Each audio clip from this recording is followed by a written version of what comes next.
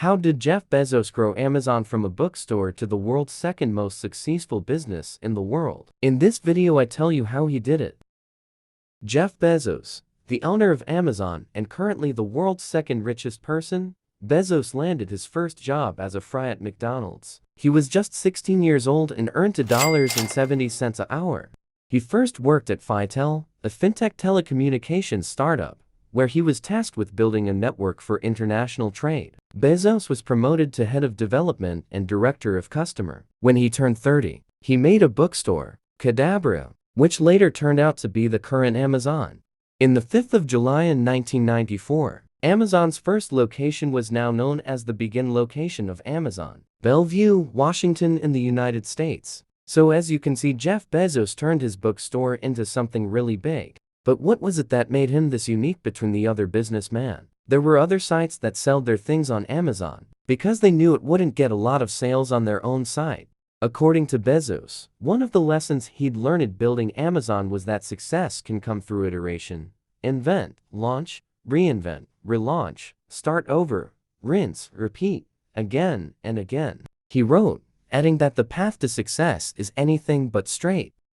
Jeff Bezos took on projects he couldn't take on as a kid, and that's how he learned to do them. I was in 2001 or 2 on a plane riding out to one of these conferences that occasionally I go to, and I said, will Amazon make it? And this very smart, but not quite too smart, investment banker said to me, who was the CEO of a firm, said, no, they won't make it. You made it. Riskiest moment for Amazon, Charlie, was at the very, very beginning. I needed to raise $1 million at a certain point, and I ended up giving away 20% of the company for $1 million. A hell of a deal for somebody. A lot of people did very well on that deal. But they also took a risk, so they deserved to do very well on that deal. But I had to take 60 meetings to raise $1 million, and I raised it from 22 people at approximately $50,000 a person. And it was nip and tuck whether I was going to be able to raise that money. So the whole thing could have ended before it even started. That was 1995, and the first question every investor asked me was, what's the internet? Amazon was a risky project, but it turned out to be one of the best companies ever. Was it luck or not? No, it wasn't. Just like Jeff Bezos, Amazon was unique. There was something that different businesses didn't. They sold books. Hello, I'm Garth Fagan. I'm going to be speaking to you about choreography.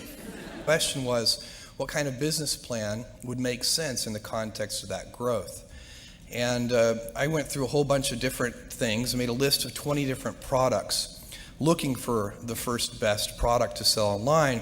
Came up with books for a bunch of reasons, but primarily because books are very unusual in one respect, and that is that there are more of them than there are products of any other category. So there are literally millions of different books in print at any given time, and computers are good at organizing such large selections of products, and you could build something online that literally couldn't be built any other way. You couldn't have a physical world bookstore or a paper catalog with millions of different books.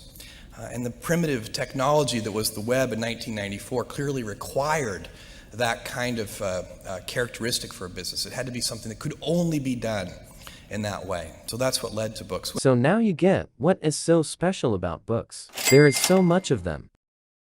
As a kid, Jeff Bezos worked on tech in his garage. He was a very smart kid. As this video goes on, we're coming to an end too. If you want more content like this, maybe a video about Elon Musk, like and subscribe. It means more than you think. Without you, yes you, this channel won't be ever perfect. If you don't click on subscribe now, you won't see me again. See you guys in the next one.